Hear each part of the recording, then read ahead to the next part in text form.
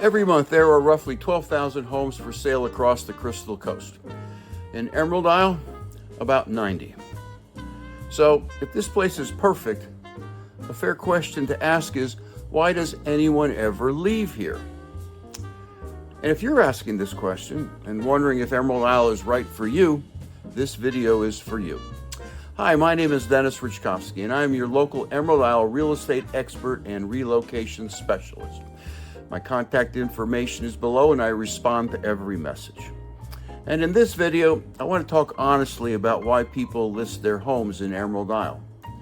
From the ordinary, everyday reasons, and then into deeper reasons that actually determine who stays and who doesn't. Stick around to the end for a special gift, and let's dive in. Let's start with the mundane reasons, because most home sales here have nothing to do with dissatisfaction. People list homes in Emerald Isle for the same reasons they list homes everywhere. Military transfers and new duty stations are common along the Crystal Coast. Families need change, aging parents, grandchildren elsewhere, or the pullback towards where someone grew up. Healthcare issues play a role too. Sometimes people need to be close to their specialized caregivers or support systems. Then there are second homeowners. Many buy a beach house when their kids are young, use it heavily for years, and then once the kids grow up and scatter, they realize they're not coming as often. The house becomes something they love in theory, but they don't use in practice. That's not failure, that's life-changing. Jobs change, finances change. Estates get settled and partnerships end. Sometimes people simply decide it's time to simplify. And all of these are reasons account for a large share of the listings in Emerald Isle and along the Crystal Coast.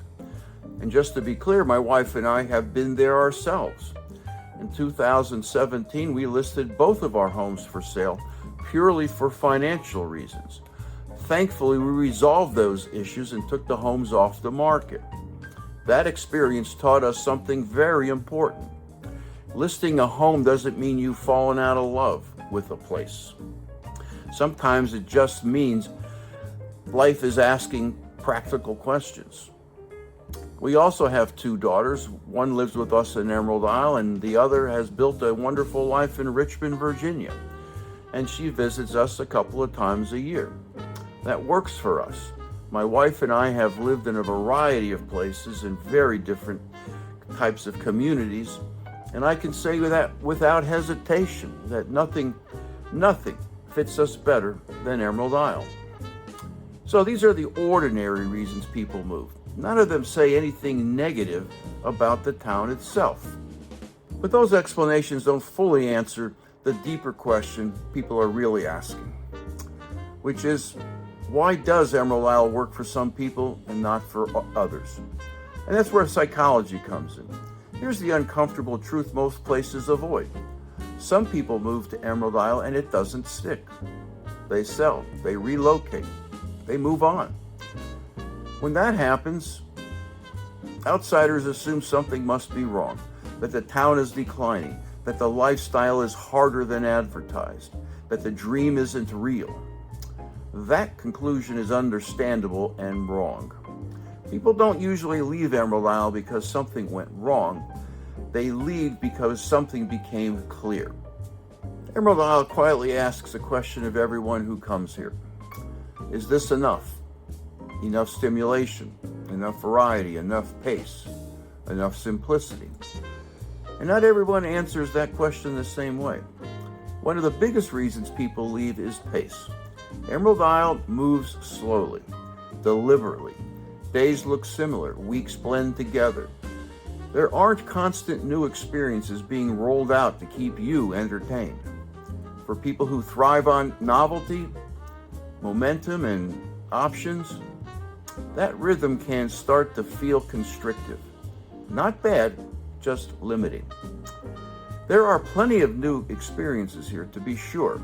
They're just not scheduled or curated for you the way they are at a country club. When that realization sets in, the fit disappears for several people. Another reason people move is the quiet. Not just the physical quiet, but the mental quiet.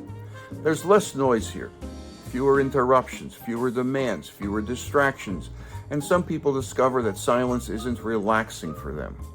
It's uncomfortable. And that's not a flaw, it's simply self-awareness. One reason I started my flip-flops donut shop in Emerald Isle was because of the quiet. Emerald Isle gave me the mental space to think, to slow down, and to actually notice opportunities instead of reacting to the noise all day. In louder, busier places, ideas get drowned out. Here they have room to breathe. The quiet didn't make me less active, it made me more intentional. Some people also leave Emerald Isle because it doesn't reward status very well. There aren't many ways to signal success here. No one cares what you drove in with, and no one's impressed by titles, resumes, or where you came from. That's freeing for some people and deeply unsatisfying for others. If external validation matters to you, this place can feel invisible. Then there is the social scene.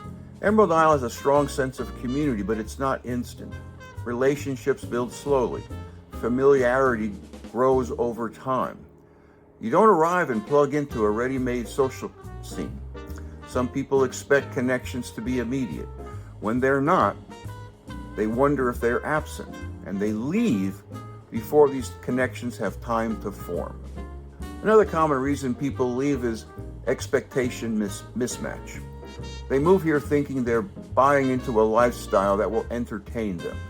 And Emerald Isle doesn't do that. It doesn't perform, doesn't dazzle, doesn't keep proving itself. It asks you to meet it halfway. And when people notice that, some lean in and some step back. Here's the part most people miss. When people leave, it actually protects what makes Emerald Isle work. Places that try to be everything to everyone usually lose their identities. Emerald Isle doesn't chase growth for growth's sake. It doesn't rebrand itself every few years. Emerald Isle has been a family beach town since its incorporation in 1957. It doesn't panic when someone decides it's not for them. That self-selection process is a feature, not a flaw. The people who tend to stay here share common traits. They're comfortable with routine, they value space, they don't need constant stimulation, and they don't need to be impressed. They're okay with fewer choices so long as those choices are the right ones. And they don't see simplicity as a downgrade, they see it as a relief. What's interesting is that many people who leave don't do so in anger. They leave thoughtfully. They say things like, "It's beautiful, but not for us." Or we realize that we wanted something that was more busy. Or we miss having more options. And that's not a regret, that's clarity, and clarity is healthy. The fact that there are only about 90 homes for sale in Emerald Isle at any given time tells you something. The people who remain are here because they want to be, not because they ran out of alternatives. So if you are watching this video and wondering whether people leaving Emerald Isle should concern you, I'd suggest the opposite. It should reassure you. It means that the town hasn't compromised itself to appeal to everyone. It means expectation eventually meets reality. And reality always holds its ground. The real question isn't why do some people leave? The real question is what kind of person stays? And I published a video on that very topic last week, and I'll leave a link in the show notes below. Emerald Isle doesn't need more people, it simply needs the right people. And the people who figure it out that it's not for them helps keep that balance intact. That's why people leaving isn't a warning sign, it's simply a part of how Emerald Isle remains Emerald Isle. Hey, you made it all the way to the end of my video, and as promised, here's my free gift. You can like this video and subscribe to my channel, or you can text the word FREE to 919-308-2292, and I'll send you my book, Live Where You Vacation. It's a deep dive to living on the North Carolina Outer Banks with a special emphasis on Bogue Banks and my adopted hometown of Emerald Isle. By subscribing, you're joining a small but growing community that helps shape what I cover next. Thanks for watching, and I'll see you in the next video.